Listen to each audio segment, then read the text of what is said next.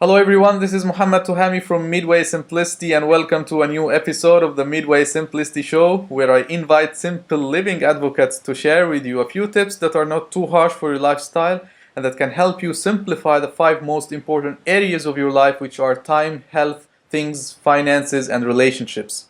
And today I have a very interesting guest.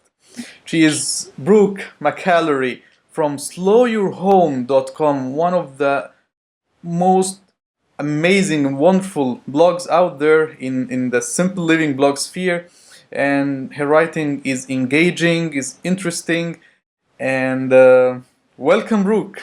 It's an honor to have you here. Thank you very much. That was quite the introduction.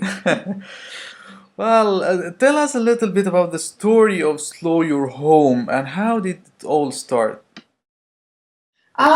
About 3 years ago, I came across the idea of the slow home movement, which sort of I found really interesting. That you could create your home environment to work for you, but not own you. And that was sort of where my interest started and where the name of the blog came from. But as I worked a little bit further through that and I was going through some pretty dark personal stuff, I came across the more specific idea of simple living and how that can impact so much more positively than just dealing with your house and your belongings. So it's sort of become a combination of slow home movement and simple living, minimalism, whatever we want to call it.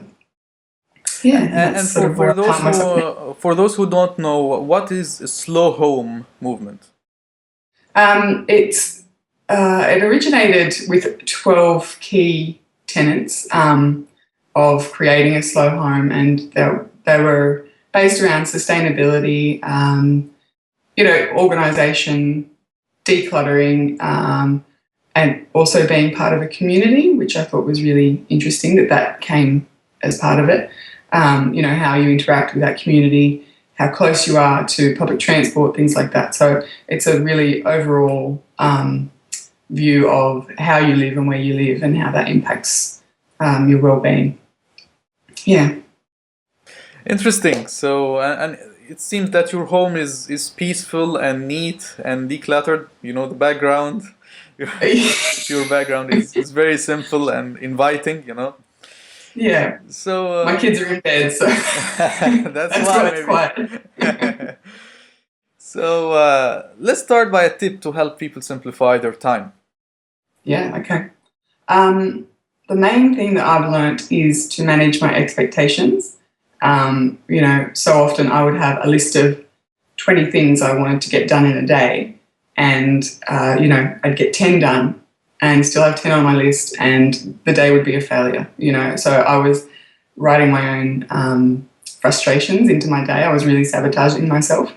So now I like to have 3 things that I want to get done in a day, and that's it. Anything beyond that, great. But generally, if I get 3 done, and most days you can get 3 things done, then, I feel like I've done something positive in my day and achieve something, whereas before I was moving the goalposts constantly and I was constantly disappointed in myself. So that's been a big part of managing my time. That's an interesting tip, yeah. And what about health? Again, from completely personal experience, I've found it's really important to focus on mental health. Physical health obviously is incredibly important, but I've found that by focusing on my mental health, I'm becoming more aware of the way I feel physically, the way my body's working, the way that's impacting on my moods and, my ability to be clear-headed and happy.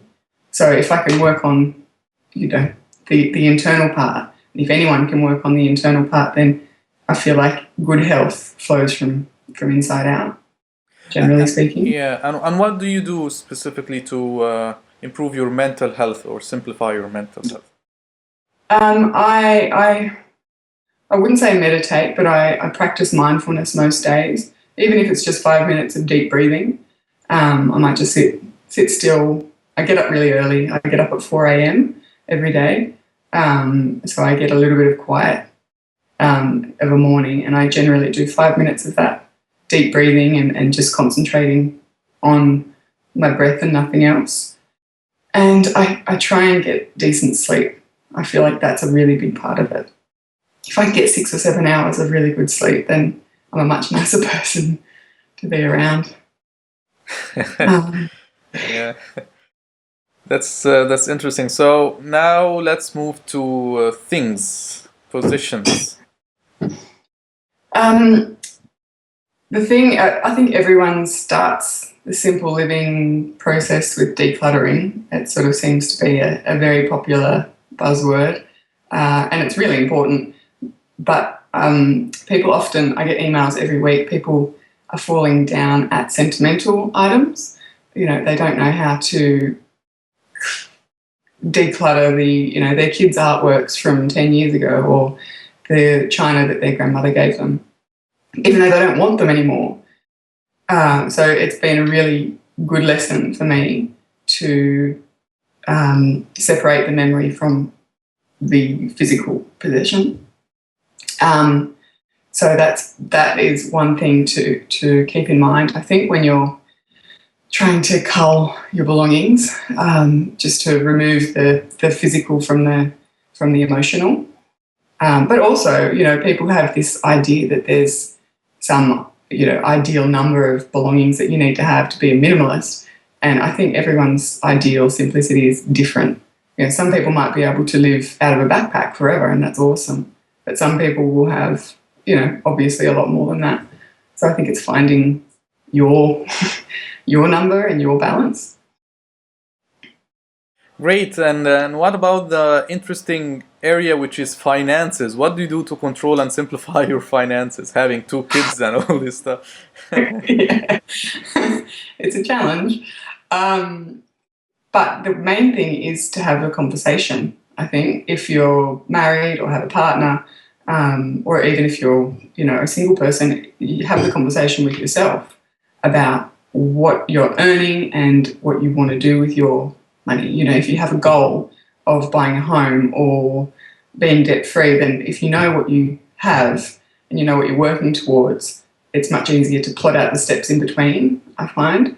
Otherwise you get lost and a year's gone and you've made no headway towards your goal. And it's easy that way to get really overwhelmed. But also, stop buying so much stuff helps. Definitely. And finally, relationships. How do you simplify your relationships? Being a mother of 2 again, how do you manage to simplify your relationships at home or with your friends and so on? 2 things. I firstly try and be present when I'm with people, because, the mind wanders to what you need to be doing, but you can't actually be doing that thing while you're spending time with somebody, so you may as well be present completely and wholly and enjoy their company. And that's difficult when you've got little kids. I find it is difficult because they want you all the time and you need to get things done. So to balance that is a constant struggle, a good struggle, but still a struggle. And the second thing is to understand your priorities with relationships. Be it your husband or wife or your kids or your best friend.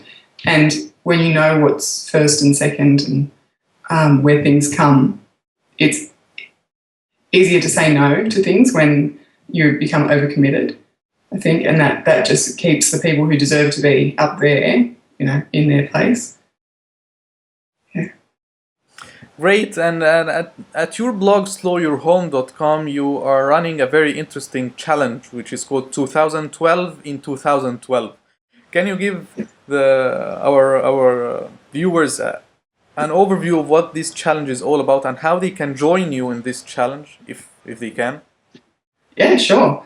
So at the beginning of the year, I wanted to declutter, having probably decluttered about 10,000 items in 2011. I wanted to challenge myself for 2012. I actually didn't think that I would have that much stuff left to clear, but So I challenged myself to declutter 2012 items by the end of the year, which works out at about 5.8 items a day. And that was a challenge enough, I felt. But I recently surpassed that. I think I'm up to 2,500 items now. And how do you count the item? Because I cannot imagine someone owning, 2 or 3,000 items. This is I know, it's crazy. You must be rich or wealthy to own all these numbers. So how do you count what you own? So a lot of what it has been is clothes and like with 2 kids. I come from a big family, so they've gotten tons of hand-me-down clothes. So it's not about you; it's about everyone in the home. So. Oh yeah. So okay. It's not. Sorry, I should have made that clear. It's not just me. Yeah. But a lot of it. So the kids' clothes was probably about a quarter of it. Yeah. The rest of it was mostly my own crap.